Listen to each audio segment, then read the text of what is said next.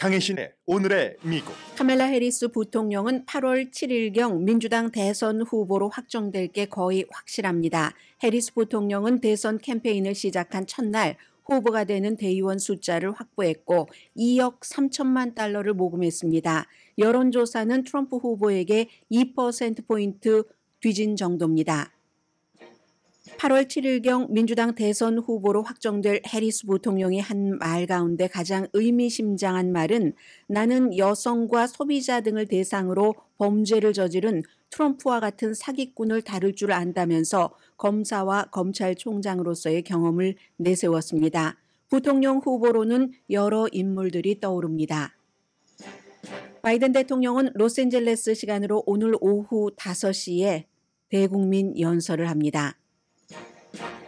공화당은 전당대회에서 바이든 대통령을 때려 눕히고 단합한 환상이 깨졌습니다. 카멜라 해리스 부통령이 정치계에 입문할 때 애인의 도움이 컸고 정책은 자주 바꾼 기회주의자로 각인시킨다는 게 공화당의 전략입니다. 바이든을 겨냥한 J.D. 벤스 공화당 부통령 후보 선정이 해리스 시대에는 공화당의 역풍이 될 것이라는 지적도 강합니다.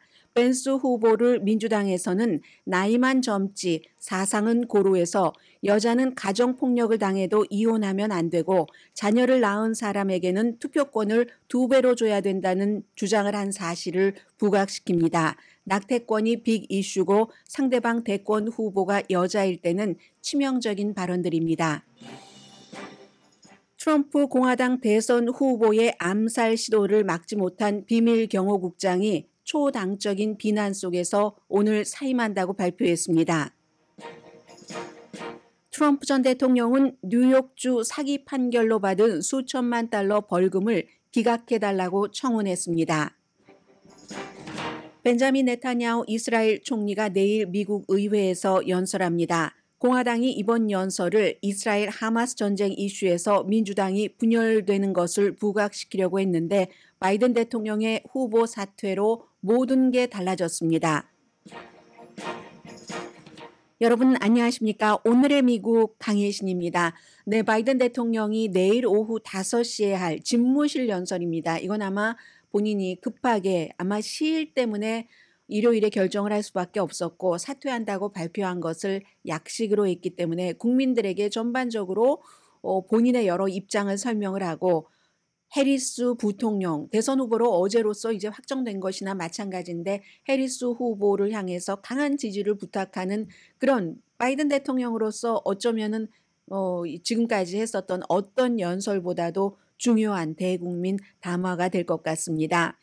지금 여러 가지 내용을 앞에 전해드리겠는데요. 민주당에서 룰을 바꿨습니다. 그래서 해리스가 곧 대선 후보가 될 것이고 선거 기금은 엄청나게 제가 어제 퇴근할 때와 그 이후 저녁 오늘 아침 막 불어나고 있거든요.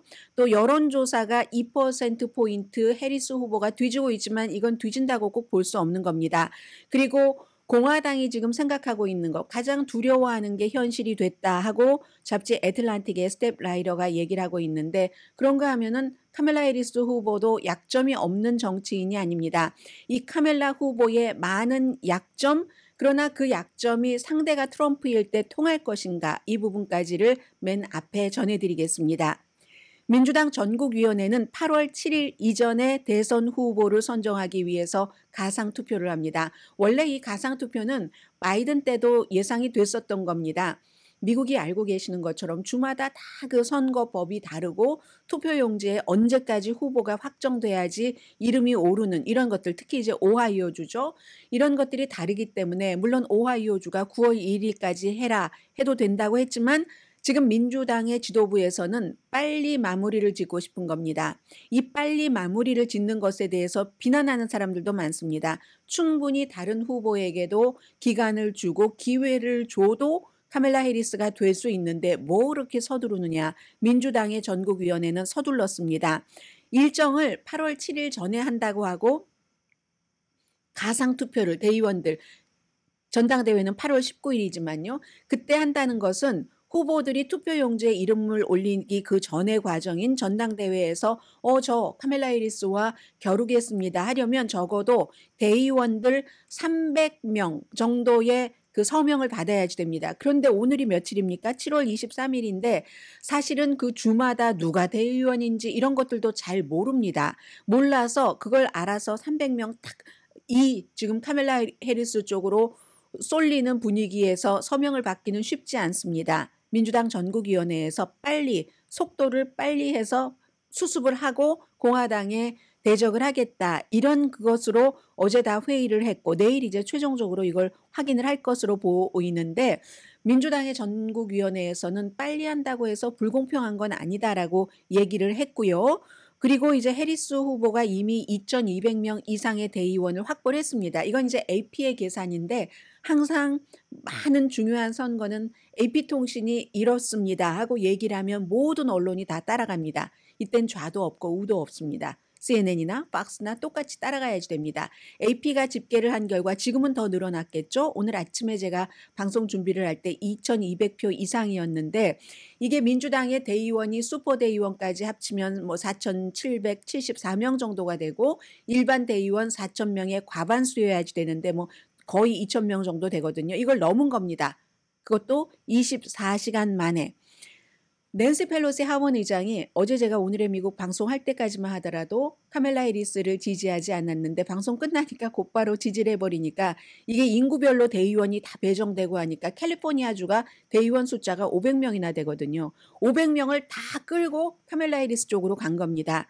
지금 선거지만 정치 이벤트지만 전쟁이잖아요.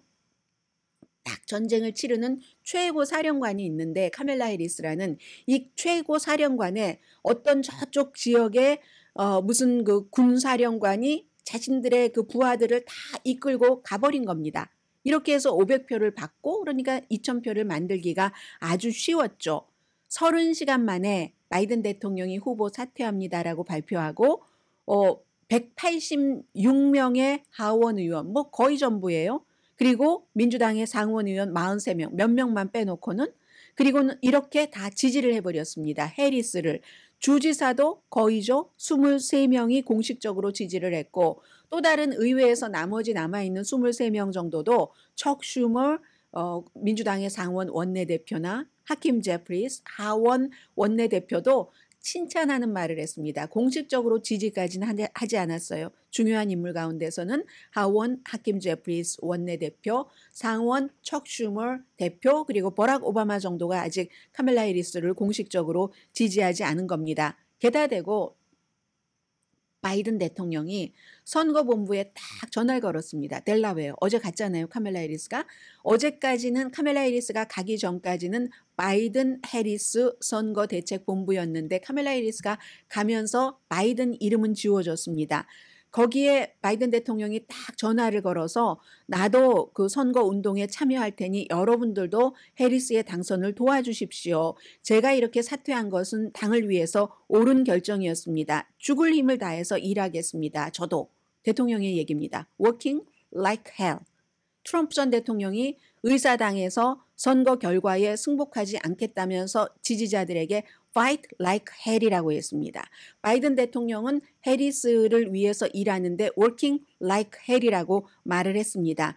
그리고는 내일 로스앤젤레스 시간으로 오후 5시니까 프라임타임입니다. 동부 시간으로 8시에 집무실에서 다시 이런 비슷한 얘기를 하겠죠. 국민을 위해서 이 일을 어떻게 마무리하고 어떤 일을 할지를 제가 알려드리겠습니다 하는 그런 얘기예요. 그래서 이제 델라웨어에서 백악관으로 온다는 것 보니까 코비드는 이제 다 끝난 것 같죠.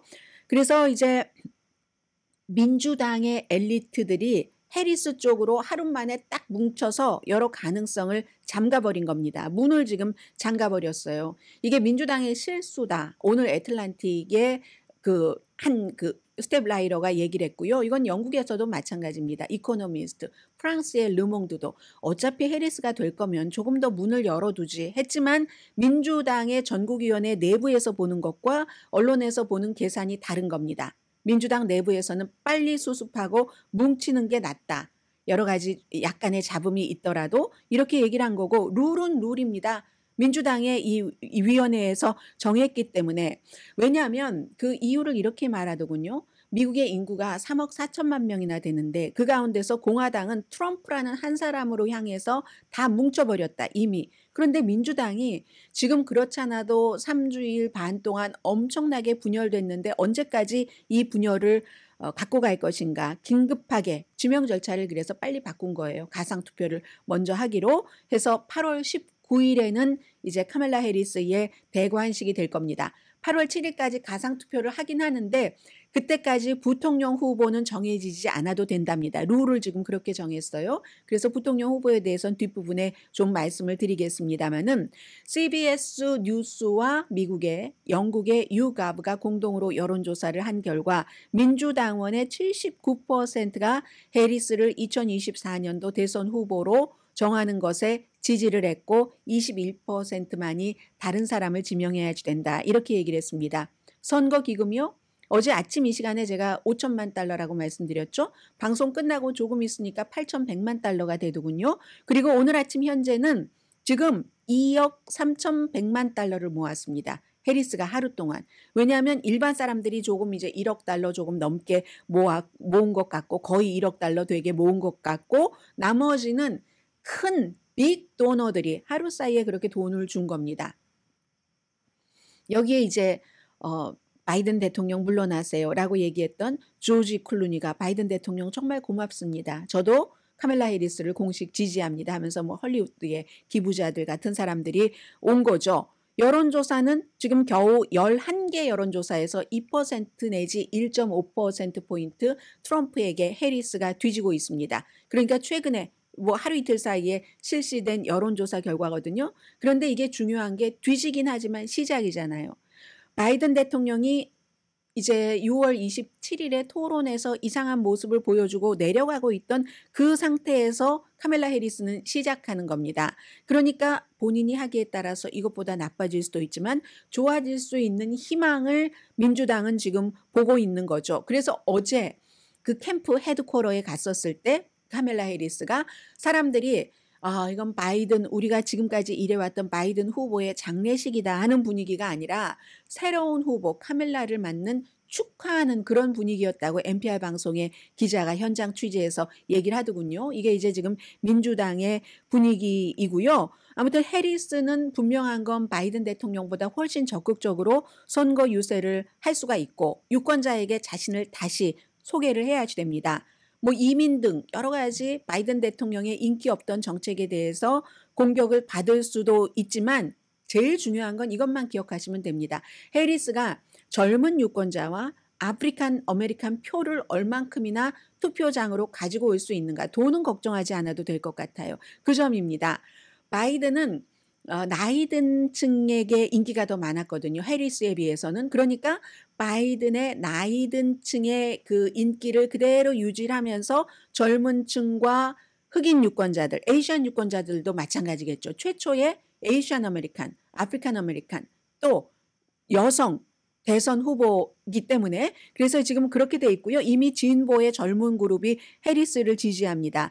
Next Gen PAC이라는 그런 슈퍼팩에서 지지를 했고 제일 어제 제가 인상적이었었던 것은 해리스 부통령이 한 말 가운데 나는 트럼프 같은 타입을 잘 안다. 뭐 여러 이슈와 함께 법적인 문제를 얘기를 하는 거예요. 캘리포니아주에서 여성으로 최초로 아프리칸 아메리칸으로서 최초로 검찰총장을 2번 지냈습니다. 2번 지냈는데 모든 종류의 그 가해자를 다 대해봤지만 여성을 학대한 약탈자, 소비자를 속인 사기꾼, 이거 뭐 트럼프 대학 이런 거 많잖아요. 그리고 자신의 이익을 위해서 규칙을 어긴 모든 종류의 사기꾼. 나는 이런 트럼프 유형의 사람들을 잘 압니다. 젊은 검사 시절 뭐 성추행 사건을 했었던 것 이런 것들을 많이 얘기를 했거든요. 그래서 그런데 그렇다고 해서 이게 지금 공화당에서는 가장 걱정하던 시나리오가 온 겁니다. 공화당이 두려워했었던 것은 지금까지 실제로 전당대회에서 바이든을 엄청나게 때렸지만 그러니까 무슨 뭐 헐크도 출연시키고 막 파이트 바이든이 허약하니까 그러긴 했지만 그것보다 더 걱정했었던 것은 민주당의 조직 아니면 무슨 뭐 모금 이런 것들이었거든요. 근데 조직도 너무 잘 되고 어제 하루에 뭐 거의 3만 명의 자원봉사자들이 나왔고요. 그리고 민주당이 투표를 좀 잘 안 하는 것 있잖아요. 이게 이번에는 돈을 사람들이 많이 낸다는 것은 투표를 하러 가겠다는 뜻도 됩니다. 이 오히려 이번에는 장점이 될 수 있다는 거죠. 그 열정이 전국적으로 확산이 됐기 때문에 해서 더군다나 이제 지금 부통령 후보로 나오는 사람들들 보면은 무슨 경합지에서 온건한 사람들도 있고 등등 해서 바이든보다 훨씬 나쁜 공화당에게는 상대가 되는 게 카멜라 해리스입니다. 그리고 바이든 대통령 정책이 아니라 나이 때문에 엄청 두드림을 맞았는데 정책도 물론 있지만 이게 이제 카멜라 해리스는 이젠 트럼프가 맞을 차례예요. 트럼프 전 대통령이 하루아침에 갑자기 늙어 보이는 겁니다. 78살과 거의 20살 차이인 59살의 후보.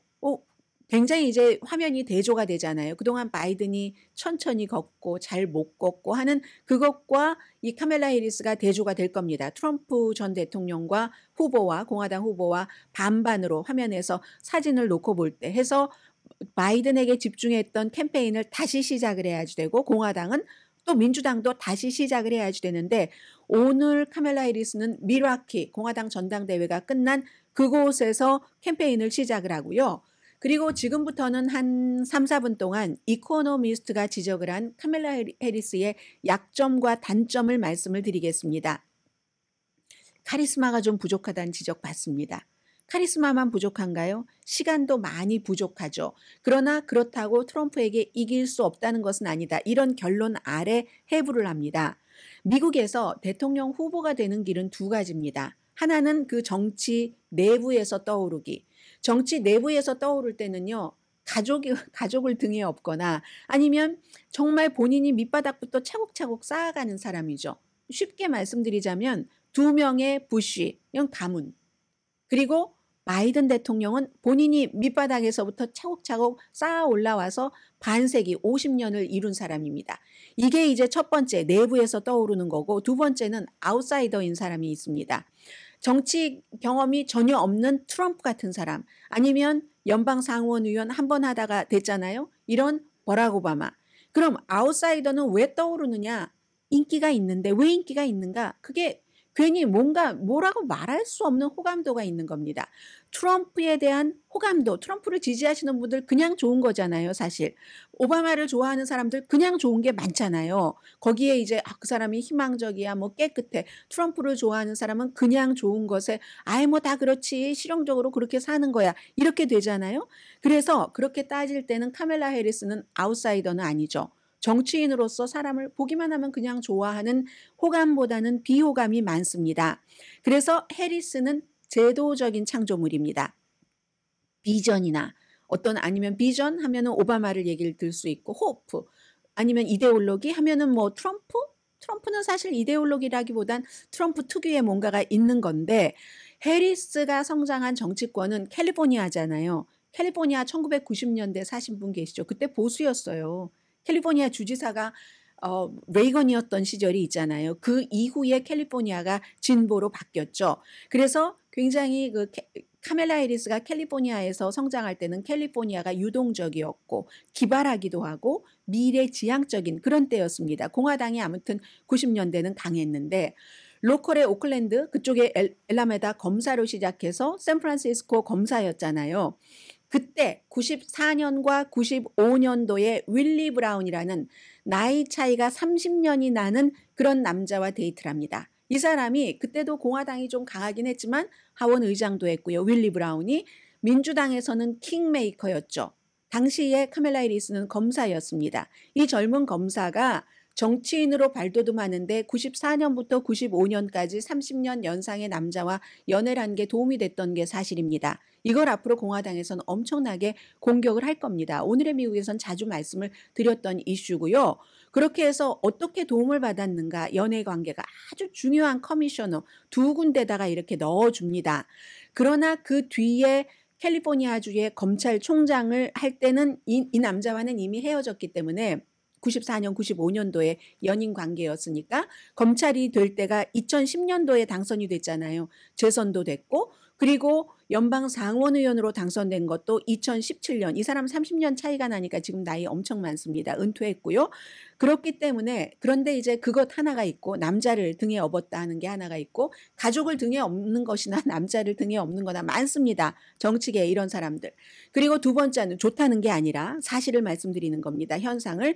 그리고 두 번째는 샌프란시스코의 지방 검사로 있을 때와 또 검찰총장이 됐을 때와 사형제에 대한 입장 같은 것들이 조금 달라졌고 그리고 본인이 샌프란시스코라는 진보적인 것 그리고 검찰총장 이런 것에 따라서 어떤 유색 인종에 대한 뭐 투옥하는 것이라든가 이런 입장도 또 달라졌다. 이것을 이제 야망이 있는 기회주의자라고 부르는 겁니다. 앞으로 여기에 대해서 굉장히 공격을 많이 받겠지만 그러나 진짜로 사람들이 좋아하는 면도 있습니다.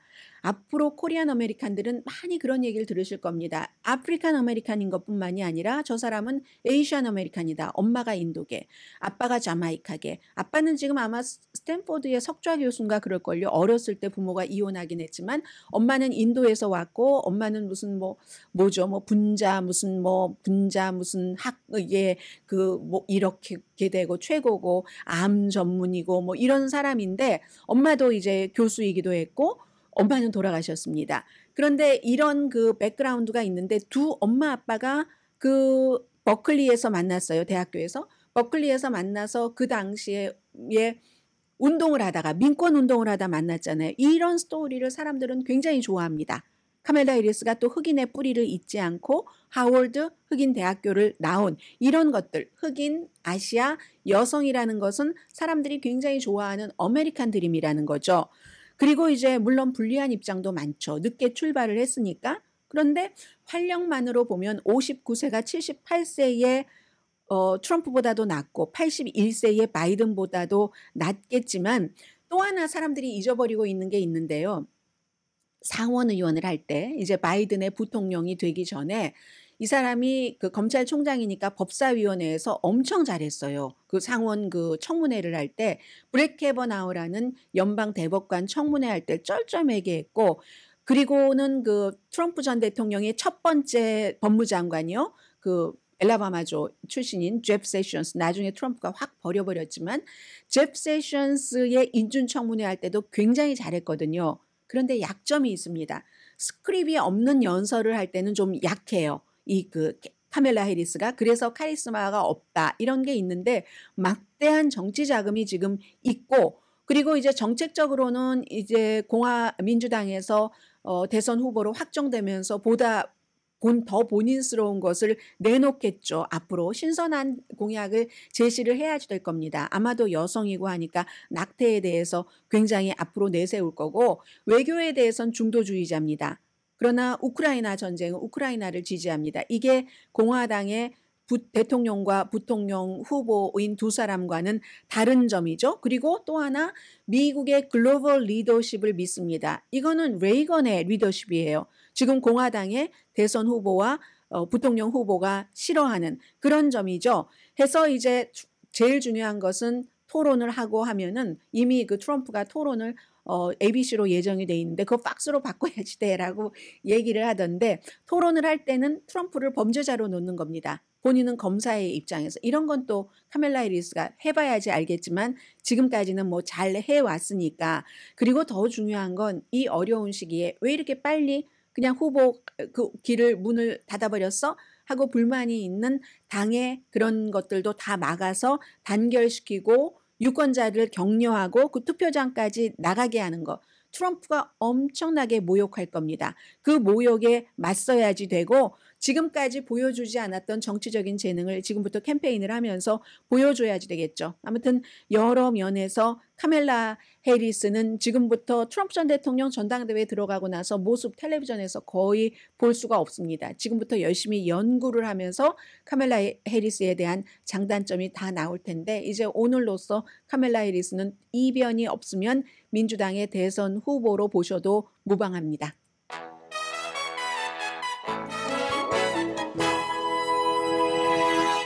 오늘 아침에 아주 중요한 또 뉴스들이 막 들어오고 있는데요. 주요 신문도 조금 요약 정도라도 해드려야지 될 것 같고요. 그리고 부통령 후보 자세히는 말씀드리지 않겠습니다. 너무 후보군이 많아서 대강 그래도 궁금하지 않으시게 아웃라인 정도는 잠시 뒤에 전해드리겠습니다.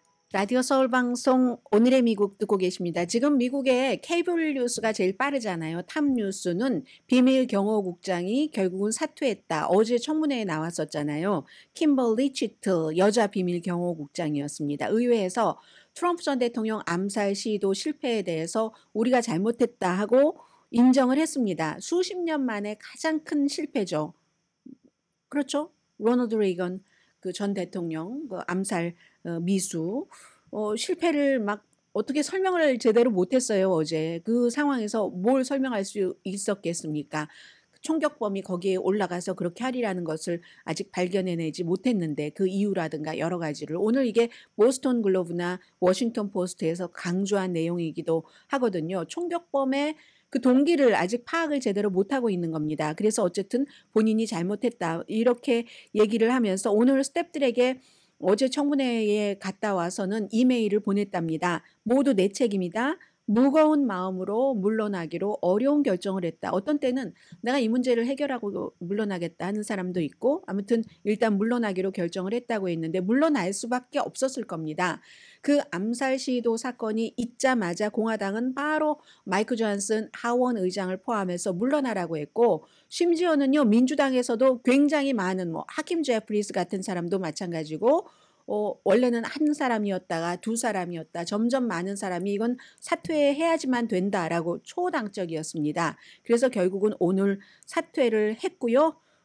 바이든 대통령 그동안 이분이 이제 30년 정도를 비밀 경호국에서 일했었거든요. 이 킴벌리 치트 국장이 그동안 목숨 내놓고 하는 일이잖아요. 암살 시도가 있으니까 본인들의 몸으로 전 대통령을 후보를 공화당 후보를 덮어버리잖아요. 내가 총알을 맞아야지 되는 게 그분들의 임무입니다.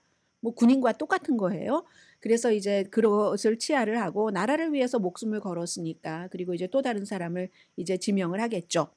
그리고는 이제 모든 언론이 어제와 오늘 미국 주요 신문의 일면이 달라진 게 있다면 어제는 바이든 대통령이 맨 위에 있었고 해리스가 그 밑에 있었는데 오늘은 바이든 대통령은 아예 없거나 아니면 바이든 대통령이 아주 아래에 있습니다. 아래에 있는 신문도 제가 볼 때는 유명한 신문 가운데서는 보스턴 글로브 하나밖에 없는데요.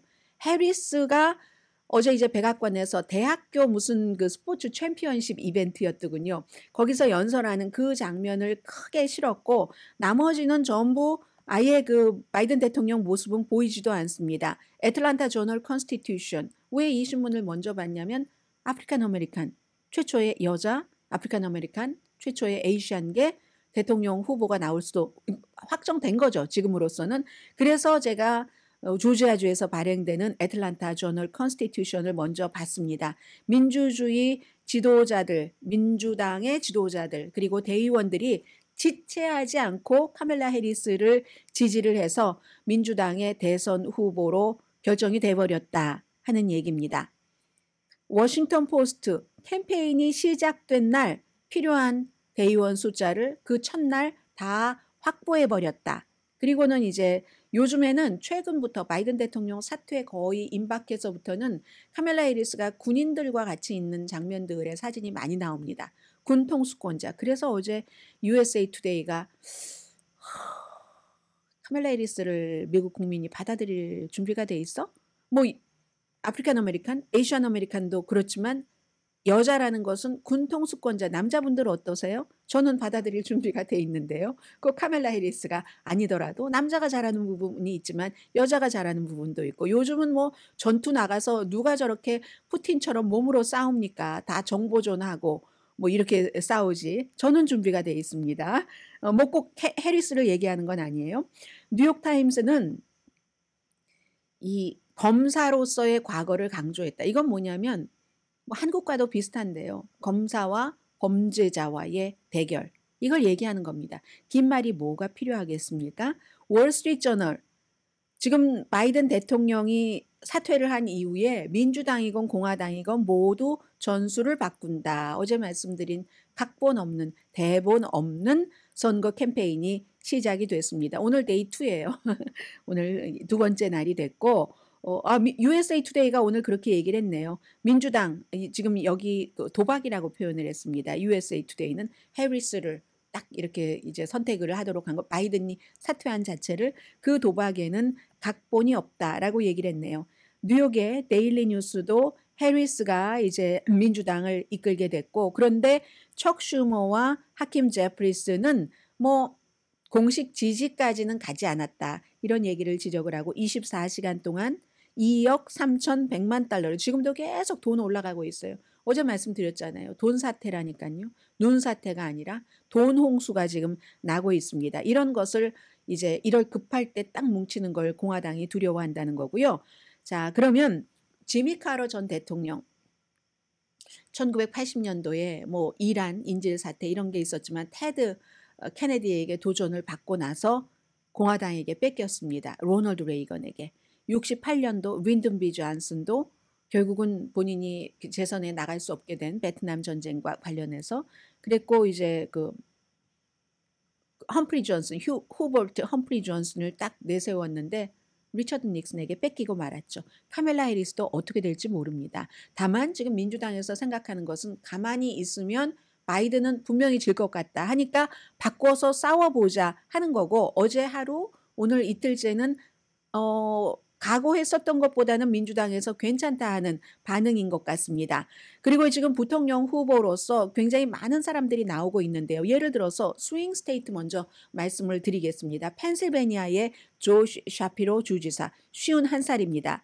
이 사람은요 굉장히 온건합니다. 카멜라 해리스를 온건한 측에서는 진보라고 하고 진보 측에서는 너무 온건하다고 얘기를 하지만 어쨌든 조시 샤피로는 온건하고 심지어 공화당에서도 지지를 받아요. 펜실베니아가 지금 스윙 스테이트인데 64년 만에 정말 뭐 민주당 주지사에게 그 자리를 그대로 이어받은, 민주당 됐다가 또 공화당 됐다 막 이러는데 그런 그 주지사고, 일을 좀 하자, 말만 하지 말고, 이게 이 주지사의 모토래요. 그리고 여러분들께는 가톨릭 교회의 성학대를 수사하는 이것으로서 검찰총장이었어요. 당시에. 그때 굉장히 유명해졌었죠. 많이 여러분들께 말씀을 드렸고, 주이씨입니다. 만약에 이렇게 된다면 야, 거기 또 주이씨 대통령 남편의 주이씨 부통령? 만약에 성공한다면 이렇게 되는 거겠죠. 트럼프가 지지한 후보를 누르고 압도적으로 당선된 사람입니다. 펜실베니아에서. 그래서 이제 이 사람이 중요하고요. 그리고 또 켄터키의 앤디 비쉬어 주지사는 46살밖에 안 됐어요. 그런데 이건 왜 중요하냐면 켄터키가 희귀동물이라고 부릅니다. 켄터키가 얼마나 보수적이에요? 트럼프 전 대통령이 엄청나게 인기가 있는데도 3분의 2 유권자의 지지를 받아서 당선됐는데 젊은 사람이 굉장히 실용적인 정치를 한답니다. 아버지도 정치인이었고 지지율 65%, 실업률 낮췄고 예산은 흑자로 만들었고 공장에 많이 투자를 하고 이런 사람이 있고, 또 노스캐롤라이나 주지사 같은 경우는 나이가 좀 많아요. 67세인데 요즘 67세보로 제가 많다고 하네요. 로이 쿠퍼 주지사는 카멜라 해리스가 가장 좋아한답니다. 검찰 출신이었거든요. 그래서 이제 같이 노스캐롤라이나 주에 가면 항상 같이 나왔는데 2016년, 20년도에 다 승리를 했고 트럼프가 이긴 주잖아요. 노스캐롤라이나 주도. 카멜라 해리스가 여기에 공을 많이 들였기 때문에 바이든 대통령도 6번 이 주를 방문해서 해리스와 좀 사이가 좋다 하는 거. 그 밖에는 교통부 장관 42살 핏 브리저즈, 이 사람 뭐 하버드, 옥스포드 졸업하고 맥킨리 컨설턴트로 일하다가 근데 해군 출신이에요. 인디아나 사우스밴드에서 시장을 했는데 첫 번째 오픈리게이 민주당 이제 장관. 그 밖에는 또 있죠. 애리조나주의 마크 켈리 연방 상원 의원인데 우주인으로 잘 알고 계시고, 가브리엘 기포즈라는 그 당시에 애리조나에서 하원이었어요. 그 와이프는 연방 하원 의원이었을 때 총 맞아서 그 뒤에 남편이 정치인으로 됐잖아요. 2번 승리를 했습니다. 굉장히 온건하기도 하고, 애리조나가 또 이게 스윙 스테이트잖아요. 이래서 중요한 거죠. 게빈 뉴섬까지는 말씀을 드려야 되겠네요. 56세 캘리포니아주가 5번째 국가로 치면, 그런데 뭐 여러 가지가 굉장히 진보죠. 낙태 권리, 총기 규제, 환경 문제, 그리고 샌프란시스코에서 같이 일했다는 이런 모든 것들 때문에 게빈 뉴섬은 지금 조금 뒤로 가려진 것 같고요. 일리노이 주지사 J.B. 프리츠커라는 주지사는 59세인데 억만장자입니다. 이 사람도 낙태 그 권한을 강하게 주장을 하고 있고 시카고에서 태어났는데 하얏트 호텔 상속자지만 사실은 아주 쉽게 가져간 건 아니에요.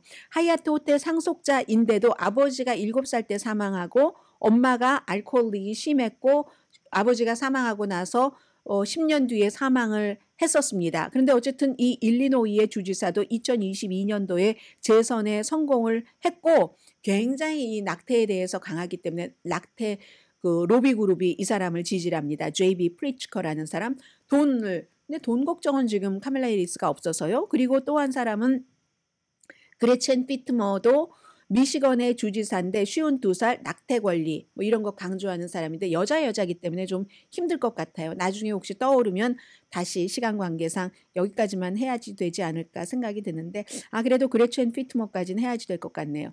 트럼프 전 대통령이 국정연설을 했을 때 대응연설을 하면서 유명해졌죠. 스타가 됐죠.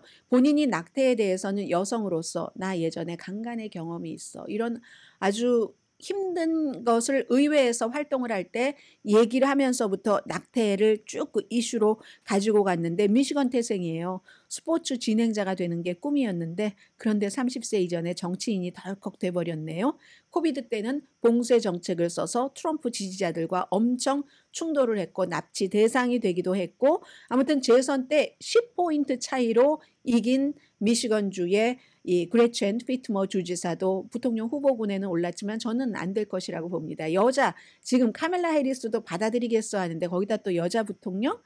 그러면 너무 그 만화처럼 신기한 일이잖아요. 자, 잠시 뒤에 뵙겠습니다.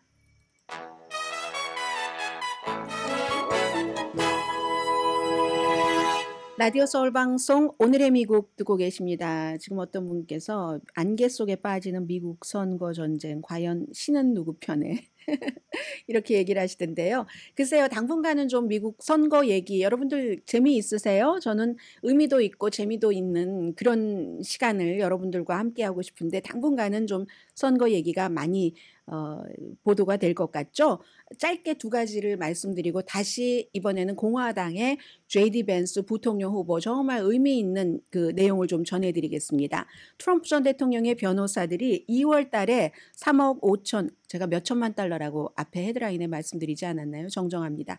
3억 5,500만 달러 벌금 내라는 것 이거 이제 그 기각시켜 달라 하고 법원에 청원을 했는데 어떻게 될지 모르겠어요. 트럼프 그리고 2명의 아들 트럼프 회사가 막 융자 받을 때는 막 자산을 이렇게 부풀렸다가 또 뭐 세금 내야 될 때는 요만큼으로 줄이고 그게 사기라는 겁니다. 비즈니스 사기. 벌금 받았는데 이거 어떻게 될지 모르겠어요. 지금 거의 지금 5억 달러 정도에 가까울 것으로 추산이 되고 있는데요.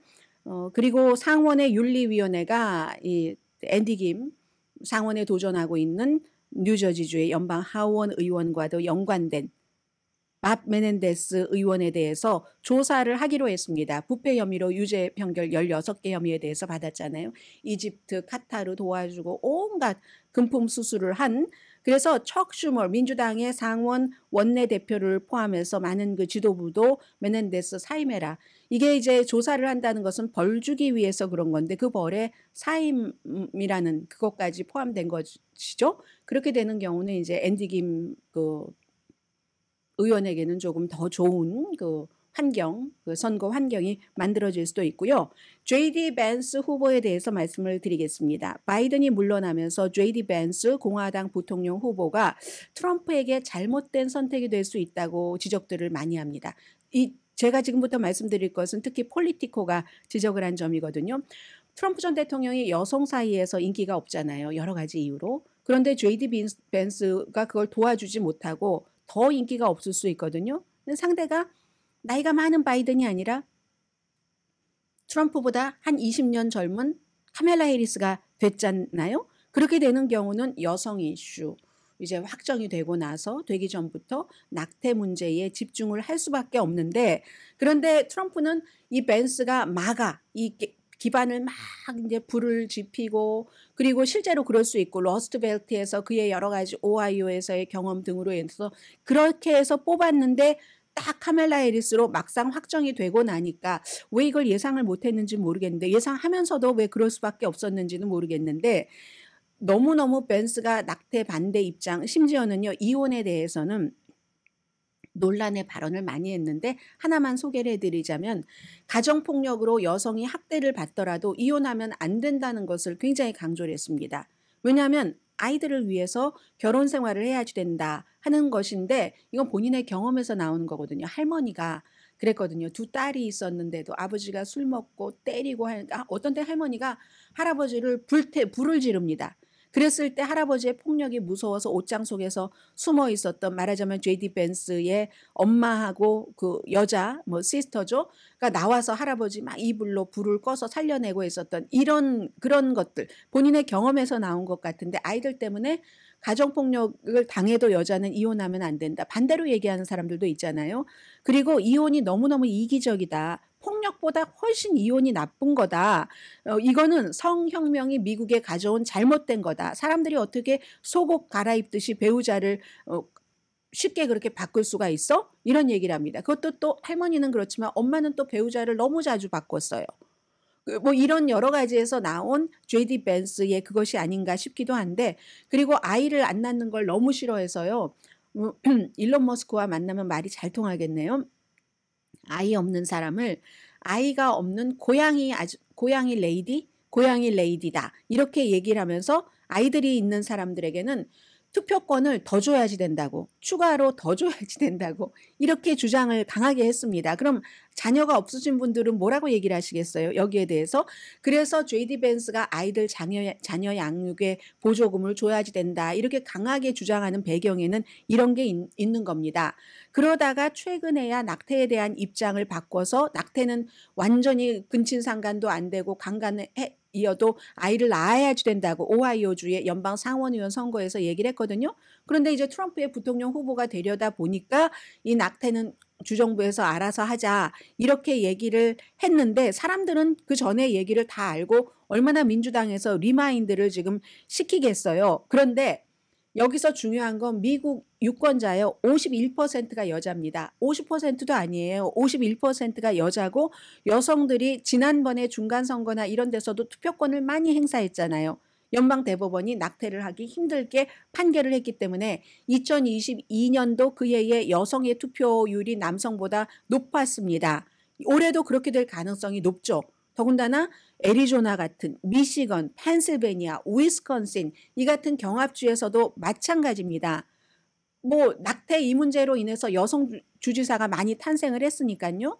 물론 JD 벤스의 개인적인 역정은 이 카멜라 해리스의 개인적인 역정과 함께 많은 사람들에게 영감을 줍니다. 그렇게 어려운 가정에서 엄마가 뭐 나중에 헤로인 중독돼서 얘래요. 이 아이 맞죠? 그 당시에 예일 대학교 나오고 막 인터뷰 중이었으니까 인터뷰 보다 말고 엄마 헤로인 됐는데 그거 어떻게 다른 곳으로 데려가는가 이런 거 시설 같은데 해서 막 다시 또 집으로 갔어야지 됐고 이런 그럼에도 불구하고 여기까지 왔다 하는 것은 굉장히 노동계급 들에게는 또 그 인정을 받을 만하지만 그래서 어제 슈퍼스타 금의 환영을 오하이오주에서 했다는 것 아니겠어요. 그건 있지만 그런 것과 여성의 많은 51%의 유권자 전체에 해당되는 것을 생각할 때 지금 JD 벤스가 트럼프 전 대통령에게 올바른 선택이었는가 사실 저는 모른다고 생각을 합니다. 이걸 어떻게 본인들에게 민주당이나 공화당이냐 유리한 것을 더 유리하게 키우고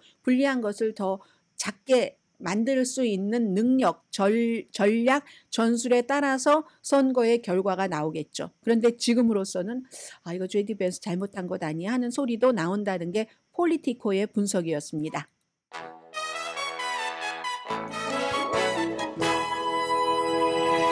라디오 서울 방송 오늘의 미국 듣고 계십니다. 바이든 대통령의 후보 사퇴 발표와 아주 빠른 해리스 부통령의 등극이라고 할까요? 이런 것들은 세계 모든 것에 영향을 미칩니다. 미국의 정치적인 격변이기 때문에 그렇죠. 미국 의회에서 네 번째 의회 합동 연설을 하는 해외 지도자는 딱 한 사람입니다. 벤자민 네탄야후.